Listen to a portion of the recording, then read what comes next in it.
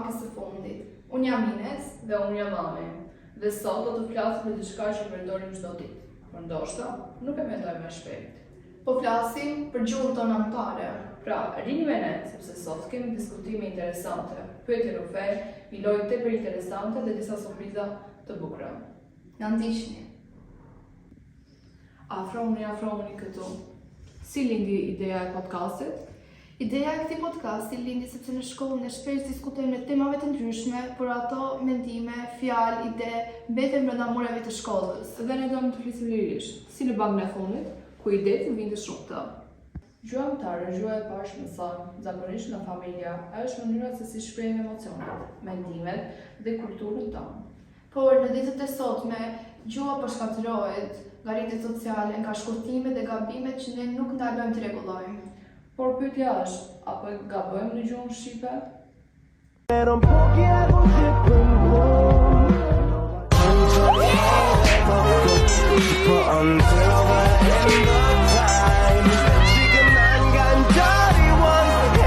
Rubrikën e intervistave do ta nis nga Gabriela, interpretuesja më e mirë e konkursit. Faleminderit Gabriela që pranove ftesën. Faleminderit juve Ines. Na tregoj edhe ne si përgatitesh ti kur interpreton në këtë rast si monolog. Tani, si fillim duhet të lexosh një mirë pjesën që ke pra monologun, në rastin e kaluar monologun e Plasnicë, më pas të kuptosh ndjenjën, emocionet e pjesës dhe kuptimin e saj. Dhe sa kohë të kërkon kjo? Varet. Varet sa i gjatë është pjesa që merr, por zakonisht më pak se gjysmore e përblet. Kur lexon një pjesë për herë të parë, çfarë të bie më shumë në sy, fjala, emocioni, apo thjesht fokusohesh për ta mësuar pjesën? Tek mua, pra, shumë pyetje e mirë. Emocioni, duhet të them emocioni, sepse mendoj se nëse e ndjen atë që ndjen personazhi, pra mundohesh të kopjosh, të mendosh se si ndjen personazhi në atë rast, mund ta bësh pjesën sa më mirë. Mundohesh të futesh në këpucët e tij. Po, atyrisht. Ke ndonjë pjesë që të ka hyrë më tepër në zemër? Po, monologu i Plasnicë ishte i preferuari im. Unë mendoj se është shumë i veçantë. Por gjatë interpretimit, ke pasur ndonjë pjesë ku ke haruar që ka publik parë ose ishe në konkurs dhe thjesht ke qenë ti me pjesën? Po. Nëse haroj një pjesë, një fjalë, mundohem ta zëvendësoj në një fjalë tjetër. Dhe shpresoj që të mos e kuptoj publiku. Nuk besoj se kam kuptuar ndonjë. A mendon se shqipja të ndihmon të shprehësh më mirë ndjenjat apo ndonjëherë fjalët nuk të mjaftojnë? Fjalët në gjuhën shqipe janë të pasura dhe mendoj se i shpet të gjitha ato që mendoj. Po nga interpretimet kjo është e qartë, sepse ke vërtet intonacion dhe interpretim vërtet të bukur. Faleminderit shumë. Asgjë. Mirë se erdhe Josip në podcastin e parë. Faleminderit për ftesën. A mendoni se të rinjt për humbasin pak shqipe për shkak të rritjes sociale? Pyetje shumë e mirë. Në fakt, unë vërtet mendoj se të rinjt po e humbasin pak vërtet gjuhën shqipe në rrjetet sociale, duke qenë se rrjetet sociale janë edhe nga forma e tyre, nga mesazhet e shpejta apo nga komunikimet nëpërmjet internetit, duke qenë se kemi edhe tastiera angleze që vërtet nuk i përmbasen me shkronjat e gjuhës shqipe dhe të rinjt kanë filluar që mos përdorin fare këto shkronja, unë vërtet mendoj se po ndikojnë çik negativisht dhe vërtet të rinjt po humbasin pak gjuhën shqipe. Por ti si person si je në këtë rast? Unë në këtë rast në fakt më përjashton se mundohem që gjithmonë të përdor shkronjat e sakta, për shembull ë dhe jo e. Nëse do hiqe një fjalë nga fjalori shqip, cila do ishte ajo? Nëse do të hiqja një fjalë nga fjalori shqip, mendoj se nuk do doja të them një fjalë të vetëm, por kryesisht fjalët të cilat shprehin bullizëm, racizëm, ose edhe fjalët ofenduese. Kjo tregon shumë edhe për ty. A e përdor më shumë shqipen apo anglishtën gjatë ditës? Më shumë shqipen. Cila është fjala që thua gjithmonë gabim? Në shqip, kryesisht këto emrat latin, por në shqip janë nuk bëj gabim nuk. Në rregull, faleminderit. Faleminderit. 6 hours later, tomorrow, the next day, 2000 years later. Mirëseri dhe Sofia, dhe si pjesëtare e 4, për një garancia. Faleminderit shumë për ftesën, ishte një privilegj shumë i madh që unë të vija këtë si Faleminderit. Nëse do bëj Instagram për gjuhë shqipe, cila do ishte ajo? Do të zgjidhja shqipja, zëri i krenarisë son. Po, zgjedhje e bukur. A mendon se gjua ndihmon në mënyrën si mendojmë? Patjetër, do të thënë gjua është ajo që ne përdorim për ditë, nuk ka anashkalim të gjuhës. Normalisht ajo do ndikon në çdo aspekt të jetës sonë, edhe në mendimin, edhe në të shprehjes, sidomos në jetën tonë të përditshme që e kemi përdit. Po, cila dialekt duket më interesante? Tani, për mua nga Korça do të them toskërisht, po normalisht ligërishtja është shumë e veçantë, e ka veçorinë e saj. Nuk kemi çfarë të heqim. Dhe mua më pëlqen kur marrë pjesët e poezisë, Po. që duke ndryshime dhe jep tjetër ndjesi. Për shembull gjesh fishta poezitë që janë në ligërisht janë vërtet dhe duhet të kthjellohesh që ti kuptosh, por toskërishtja që ne e flasim në krahin e Korçës, normalisht i ka dhe atë veçorinë e saj, kështu që toskërisht e bëm. Okej. A do preferoje të dije 10 gjuhë të huaja apo të flisje shqipen perfekte? Tani Gjë e vështirë. Normalisht të flasësh 10 gjuhë të huaja është me pasurimi pa parë i fjalorit tënd, po. Tani gjuha kombëtare, gjuha shqipe nuk mund ta thësh. Gjuha ime, domethënë gjuha shqipe nuk e di dot thosh. Në një fjalë të vetme, çfarë është për ty gjuha kombëtare? Mrekulli. Gjuha shqipe, jo vetëm gjuha shqipe, se për mua Tregove nga historia që kemi ne si vend. Për çdo person, gjuha e tij kombëtare është mrekulli. Dhe kjo është padyshim, nuk ka.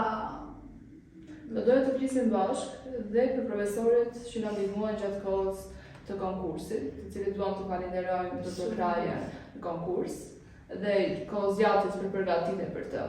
Normale, si fillim mësuese Dorina dhe mësuese Albana, të dyja që na ndihmuan në përgatitje, na ndihmuan që të përgatiteshim, në cilat pika të ndaleshim, në cilat aspekte të njëri më shumë gjuhën shqipe dhe normalisht një falënderim shumë i madh shkon të dyjave, i tua më shumë fort dhe janë vërtet të mrekullueshme.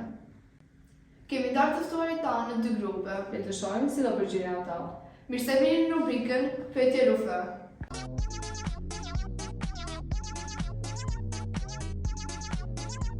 Këtë ndërë të pyesja, cila është ëndra juaj më e madhe? Ëndra më e madhe është të jetoj një jetë të qetë pa probleme. Kurse imja do ishte vazhdimi i shkrimit të librave në të ardhmen dhe të bëjmë një autore librave për fëmijë por edhe të meritur. Po lënda juaj preferuar? Lënda ime preferuar në shkollë është gjeografia. Është interesante dhe kam shumë pasion për të. Kurse për mua to është gjua, po edhe matematika dhe kimia nuk i lëm pas, në mos kimia që është shumë interesante dhe na duhet të gjithë jetës. Nëse do të përshkruanit vetëm me një fjalë, cila do të ishte? Me një fjalë do të përshkruaj veten si ambicioz. Kurse unë do të përdorja fjalën mirë kuptuese. Po. Kush për jush do të bëhet me i famë shqiptar? Tani me sa shoj, vajza do të bësh autore. Do të bëhet. Nëse se do të jetë në famshme. Ti do të kesh një jetë më shumë private. Po. Nëse do të jepni një këshill për nxënësit që po na dëgjojnë, cila do të ishte? Që t'i marrin gjatë shpejt dhe mos stresohen shumë për gjë, sepse në fund gjithçka do të rregullohet. Gjithmonë jeni të qetë, keni besim te vetja dhe mos harroni nga ku vini dhe në cilët jeni. Nëse do të ndërtoni tjetër me një mësues për një ditë, këtë do të zgjidhni? Të bëhesh Ja, mësues të shkollës. Po. Do të zgjidhja mësues Alban sepse ajo është shumë i kuptuese. Sofia nuk e. Mësuese Dorinën ose mësuese Irenën, mësuese Irtën, nuk Ke shumë, nuk e gjendë. janë. Po. Kush është më konkurrues mes jush? Kam tipa pyetje ndryshëm, po që mbase Matias i tregon më E shumë. tregon shumë, Sofia është me qetë, ka qetë. më të besim. Po, nëse do të përfaqësonit ju klasën e nga, çfarë do të ishte? Besoj se ti në letërsi, Matias nuk e di. Letë tjera. Po. Në gjeografi. Do të thotë gjeografia se matematikë. Kush për jush është me organizuar dhe kush është me last minute? Personalisht nuk kam fare organizuar dhe le që 10 minutë të fundit. Mundon të jemi organizuar, po ndonjë dalin gjërat jashtë kontrollit, na dalin ndonjëherë. Vetimi i kombinim. A i ka ndodhur ndonjëherë moment super sikletshëm në shkollë? Jo. E sikur të ishte besën të zavesh. Jo, nuk e. Cili është talenti juaj sekret që askush nuk e di? Nuk besoj që ka në internet sekret që s'ma dërguar ndonjëherë. Ndoshta, po nuk preferoj ata thoja. Kush për ju flet më shumë në klasë? Kjo dallohet besoj.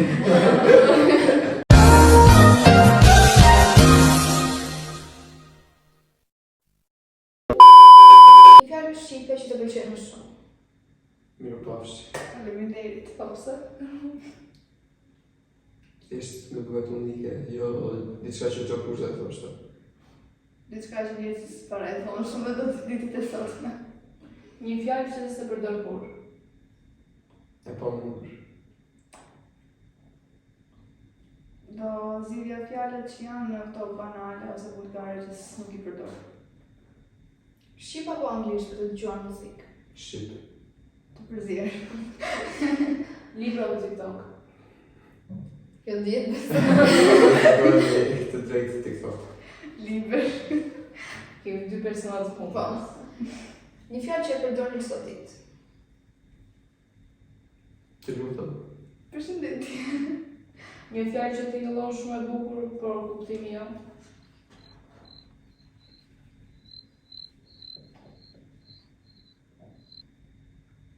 Nuk ka. Dhe shumë. Libër apo TikTok? Libri.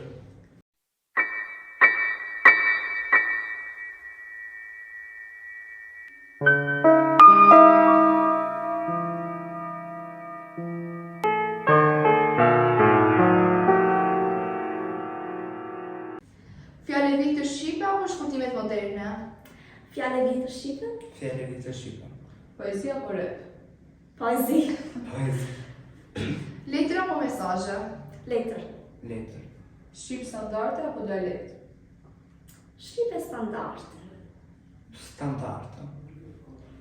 Kush për ju shpjet më shumë në klasë? Ne të dy jemi shumë të qetë, kështu që. Qetësi. Cili është talenti juaj sekret që askush nuk e di? Mund të lëviz veshin. S'kam. Nëse do të përfaqësoni klasën në një garë, për çfarë do të ishte? Ndoshta për interpretim sërish. Nuk e di, unë jam kompletuar në të zhvanë. Kush për jush është më i mirë organizuar dhe kush le gjërat në minutën e fundit? Në minutën e fundit. Jam pak më i mirë organizuar. Nëse do të ndëroni të jetë me një mësues për një ditë, kë do të zgjidhni? Të gjitha mësueset janë shumë të mira, por mësuese Sofiola. Edhe unë jam në të njëjtin mendim me Gabriel, por nuk mund të zgjedh, është pak e vështirë për mua. Kush e ka shpiritin ngarues më të madh mes jush? Të dy. Po. Nëse do të jepni një këshill për një nxënës që na dëgjon, cila do të ishte?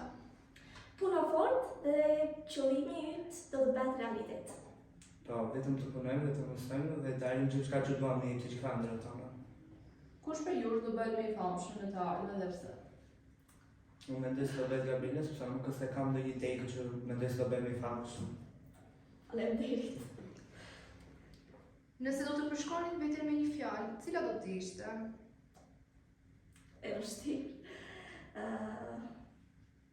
Unë do të përshkruaja veten si qetë, njeri i qetë i sjellshëm. Cila është venda juaj preferuar?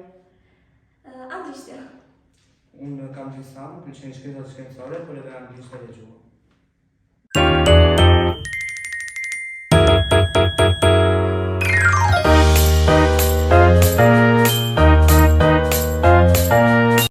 Kam përdorur një fjalë të huaj sepse më dukej më e bukur. Jo. E kam bërë. Nuk kam lërsuar ndonjëherë një dialekt. Jo. Ja. Kam zgjedhur një fjalë të lehtë në një vend të një fjale më të saktë. Po. Po. Kam menduar ndonjëherë se disa njerëz duken më inteligjent vetëm nga mënyra se flasin. Po. Po. Kam bërë gabim drejt shkrimor dhe kam shpesuar që askush mos e përre. Po. Kam përdorur kur një shprehje të vjetër shqipe dhe jam ndjer ndryshe. Jo. Kam menduar se gjua mund të ndikojë në mënyrën se si perceptojmë të tjerët. Po. Kam merishtur në një debat sepse nuk gjeta fjalën e duhur. Po. Kam ndjerë se një fjalë e vetme mund të thotë më shumë se një fjalë tjetër. Po. Faleminderit shumë që ndat mendime dhe për vojat tuaja me ne.